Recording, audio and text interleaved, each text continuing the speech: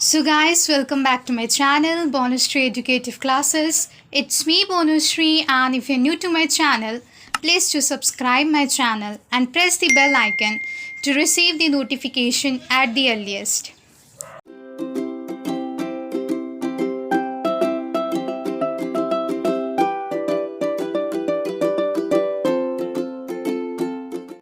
तो गाइस आज हम NCERT class 12 of Indian economics का chapter 2 that is 5 year plans in India goals and achievements इस chapter को कवर करेंगे. So guys stay tune and so let's start the video. So guys, the topics we have to cover for this chapter are: first is economic planning, second is directive and comprehensive planning, third is the type of economies, that is the capitalist, socialist and mixed economy, fourth is the long period goals, fifth is the features of economic policy of 1991, sixth is the achievements of the economic policy, seventh the failures of economic planning. So I'm going to divide this chapter in two parts, part 1 and part 2, and today we will cover the first 4 topics of this chapter.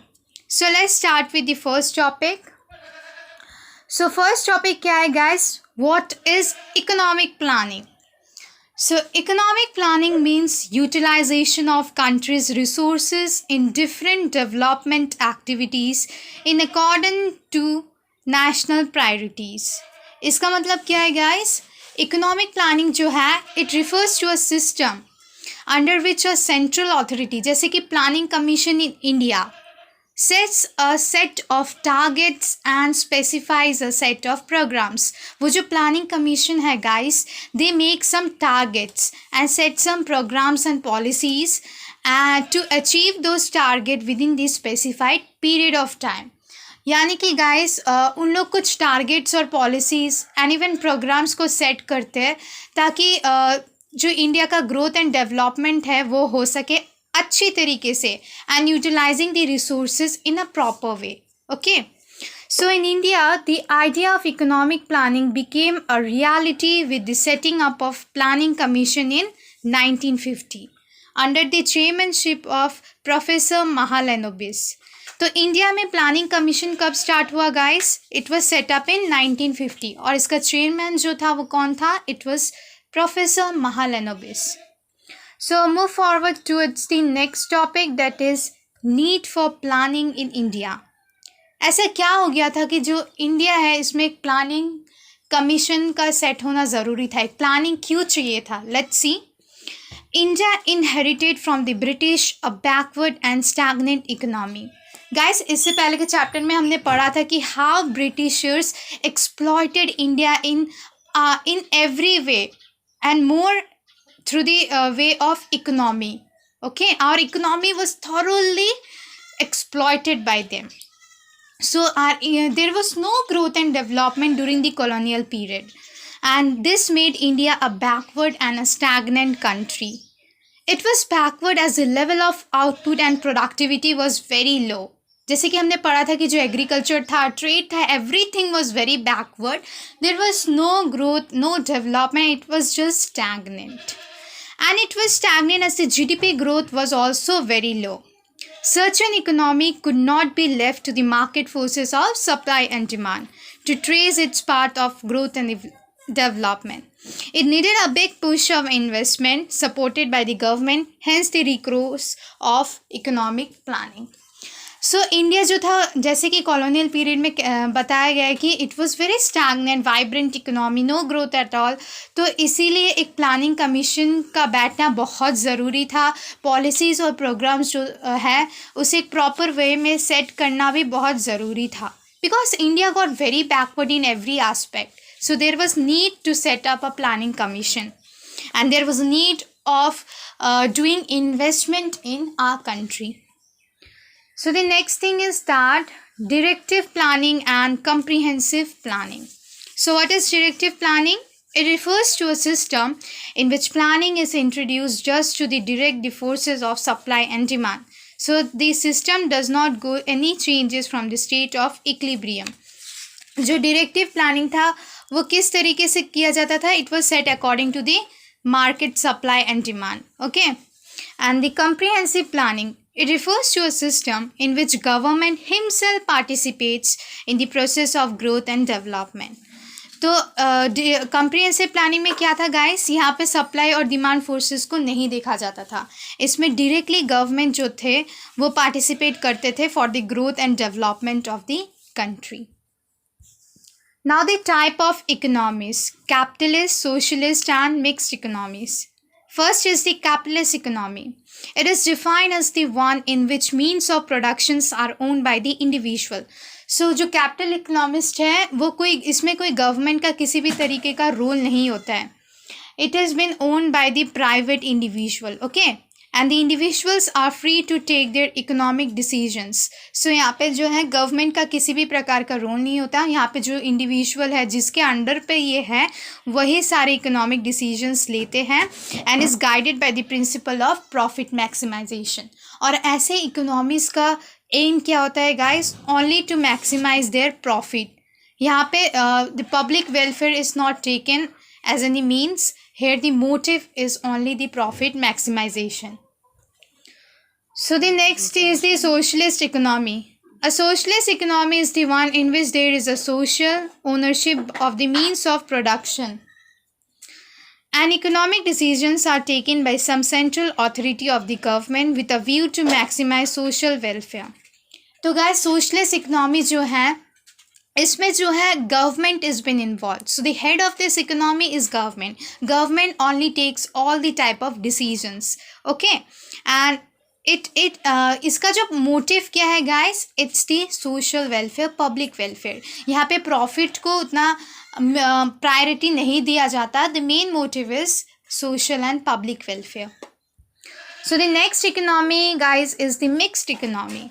A mixed economy is the one in which there is private as well as public ownerships of the means of production. Production decisions are governed largely by the principle of profit maximization, but not without checks and balance or social justice. तो guys जो mixed economy है इसमें दोनों का involvement होता है, government as well as the private individual. यहाँ पे दो चीज़ का ही motive को रखा जाता है, profit maximization as well as the social welfare. I hope आपको ये जो टाइप्स ऑफ इकोनॉमी है it's been clear because it's quite easy. It's very easy to understand. So I guess it's clear. So now the last topic for this video is the long period goals or the objectives. So first is the GDP growth. Increase in GDP implies the increase in level of output in the economy. तो guys GDP क्या है? It is the gross domestic product. It refers to the value of all goods and services produced in an economy during the period of an accounting year. तो GDP अगर increase होगा तो automatically there would be an increase in the level of output in the economy. It implies an increase in the flow of goods and services in the economy. Goods and services का जो flow है economy में वो भी बढ़ जाएगा. When the increase in the flow of goods and services is consistent over a long period of time, it is called economic growth. Thus, GDP growth leads to economic growth. तो जैसे कि GDP में growth मतलब क्या? Means there is increase in the flow of goods and services in the economy. अगर ये continue रहा for a long period of time, this is been defined as economic growth. So, GDP growth यानी economic growth. So increase in GDP depends on two factors. First is the increase in resource base of the country. When a country have a large amount of resources and know how to use it in a proper way, it leads to the growth of that country. Means the GDP growth. Second, increase in productivity, that is the output per unit of input through innovative technology. Second criteria क्या है guys? There must be an increase in the production. Okay, production level में boom होना चाहिए. Means there must be an increase in it through the use of innovative technologies. So planning in India is to ensure that natural resources are fully explored and production technology is continuously improved so that GDP growth achieves a momentum. So planning in India उस तरीके से करना चाहिए guys ताकि हम लोग जो natural resources है उसे अच्छी तरीके से फुल्ली तरीके से एक्सप्लोर करें and use it in a proper way. It must be utilise in a proper way without exploiting it, okay? And we must try to improve our technology day by day, which will ultimately reach or lead us towards the increase in the economic growth, that is the GDP growth. Second thing is the full employment. Full employment refers to a situation when all the people who are able to work and are willing to work at the market wage rates are getting work. So full employment का मतलब क्या है guys? It is a situation जब जो भी people जो है जिनको काम करने की इच्छा है, who are willing to work और जो काम कर सकते हैं, उन्हें market wage rate पे jobs मिल जाए. In other words, those who are able to work and are willing to work must get work.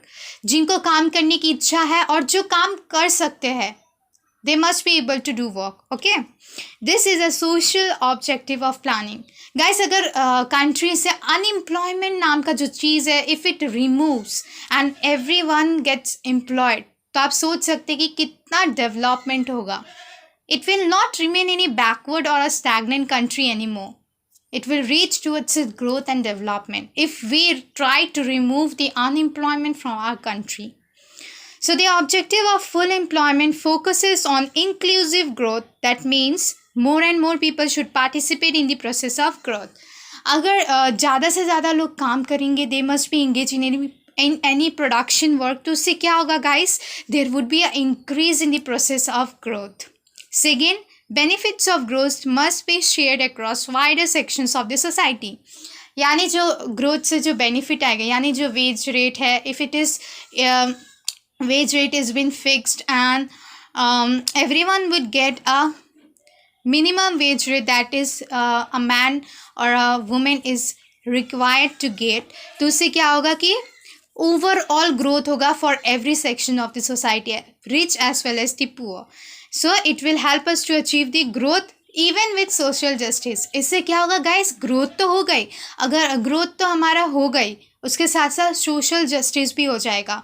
Means there would be no type of discrimination as the wage rate. Okay, in the wage rate में किसी भी प्रकार का discrimination नहीं होगा and everybody would get the equal amount of wage rate. Then the growth will promote social justice as well. I hope you got it. So the third thing is that equitable distribution or equity. Economic growth would become a meaningless exercise if the benefits of growth accrue to only a handful of people in this society. जैसे कि मैंने second topic में ही बताया कि equitable distribution होना चाहिए सबके साथ with every sections of the society. There must be no discrimination guys, there must be equality in every aspect. इससे क्या होगा कि everybody would get benefit. There would be a growth with social justice. Growth serves virtually no purpose in a society where rich tend to become richer and the poor continue to struggle even for the essentials of life. यानी इसमें क्या कहा गया है? Growth मतलब growth सिर्फ economic wise नहीं होना चाहिए, it must be socially also. उस ग्रोथ का कोई पर्पस नहीं जहाँ पे सिर्फ रिच जो है वो रिचर बनते ही जा रहे, day by day they are getting more and more prosperous and rich. There is no use in it because the poor peoples are lagging behind even to get their daily essential items. उसके लिए भी उन्हें भुगतना पड़ रहा है guys. Why? So everything must be equally distributed among these different sections of the society. Okay. Benefits of growth must spread across all sections of the society. तो जो बेनिफिट है ग्रोथ और डेवलपमेंट से जो बेनिफिट आ रहा है country का, it must be spread in all sections of the society so that the distribution of income becomes equitable. So इसका जो मेन वे है कैसे अचीव कर सकते हैं, by a equitable distribution of income. There must be a equality in the distribution of income in every section of the society. Equitable distribution of income implies the social equality, and this is one of the most principal objective or the goals of planning in India. So ये जो सबसे important है, important goals in planning in India, that is the equitable distribution, and it is the prime objective of our planning commission, okay, of our economic planning. Fourth is the modernization. It refers to the updation and adaptation of modern technology in the process of growth. So modernization क्या है guys? It means using of modern and innovative technology in our production process to achieve the increase in our growth of the country. As noted earlier, output can be increased either by increasing the pool of resources or by using the innovative technology. Modern age is the age of science and innovation. This age is known as the science of innovation, science and innovations, because we have a lot of technology and we must use it in a proper way to achieve our goals, to achieve growth and development of our country. Science has offered us new ways by doing things, such that productivity in farms and factories has shown an exponential rise over time. Green Revolution in Indian agriculture is a well-known example of how technology can bring about revolutionary changes in output. Guys, you must have heard about the Green Revolution. So Green Revolution, the main motive was to increase the production of our Indian agriculture using variety of fertilizers, pesticides, using irrigation facilities, using different crop methods, using HYV seeds to increase the Indian productivity, Indian agricultural productivity. Okay. Recently, Green Revolution in India is well-known example of how technology can bring about revolutionary changes in output. Recently, IT revolution has redefined the concept of domestic production through BOP, that is a business outsourcing process. So nowadays we can see IT means information technology, like the call centers and all. These are known as the BOP. So however, modernization in the context of goals of plans in India has a social angle as well. Here it refers to the modernization of social outlook. Conventional wisdom must give way to modern outlook. Guys, now also the Indian farmers जो है, they have the orthodox thinking. Okay, they use the backward technology of production in their agriculture, and even if the modern technology has been used, it is used only to some limited extent, not in a proper way. This is one of the reason, guys, why the Indian agriculture has a low productivity and it's been lagging behind. So there is a need to change the wisdom of the farmers so that they could move from that orthodox outlook towards the modern outlook. It includes issues like empowerment of women. We also try to means development सिर्फ economic के wise नहीं होना चाहिए. It must be socially also. To receive that growth and development of the country, growth and development should not only be one-sided, that is economically. It must be socially as well. Means जो women empowerment होना चाहिए society में. Women must also get every type of rights. They must participate in the production process and in the process of production and contribute to the process of economic and social prosperity of our country. So the fifth point is the self-sufficiency, and it's the last point, guys. Self-sufficiency means dependence on domestically produced goods, particularly the food grains. So self-sufficiency मतलब क्या होता है, guys? Means dependence on our domestically produced goods. मतलब कि हमें जो essential items है, daily use items like the food grains, even वो हमें बाहर से export ना करना पड़े, ऐसी नौबत ना आए, guys. We must be that much of capable that we can produce such goods, such essential items within our country itself. Means it must be domestically produced goods. इतना हम लोग सेल्फ सफिशिएंट बन जाए, self reliant. Okay, this goal was accorded a higher priority during the first 7 plans. जो first 7 plans बनाए गए थे, उसका जो मेन एम था that was self sufficiency. The basic idea was not to expose Indian economy to political pressure from the rest of the world simply because we are dependent upon them for the supply of essential goods. तो guys, जब colonial rule ख़त्म हो गया था, जब when India got independence, at that time the position of India was very backward and stagnant. It was not at all good. We need to export even the essential items of our country from means rest of the world. We were not even that much capable that we could produce food grains even in our country itself. So indeed it happened in 1965 when USA threatened to stop exports of food grains in India. 1965 में guys suddenly क्या हुआ, जो USA है उन्होंने stop कर दिया था of exporting food grains to India. Even it stop then war with Pakistan. India wanted to be self-sufficient in food production. The uncertainties of supplies from the rest of the world. उसके बाद से जो था India got to know that we must be self-sufficient even in producing the food grains for our country. So I hope guys आपको इतना तक समझ में आया है. जितना भी मैंने टॉपिक्स इस वीडियो में कवर किया है, I hope it's been clear. If not, and if you have any type of doubts regarding these topics, you may ask in my comment section. And guys, अगर आपको किसी और टॉपिक में video चाहिए, please let me know. I'll try to make a video on that. और इसके जो बाकी 3 टॉपिक्स है वो मैं एज अ पार्ट 2 अपलोड कर दूँगी बहुत जल्द. So stay tuned. And if you like this video, please hit the like button, do comment, share my video, and please subscribe my channel guys, please.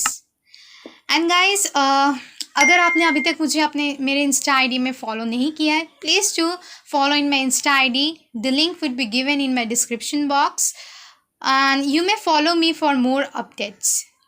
So thank you guys for watching my video. Jai Hind, Jai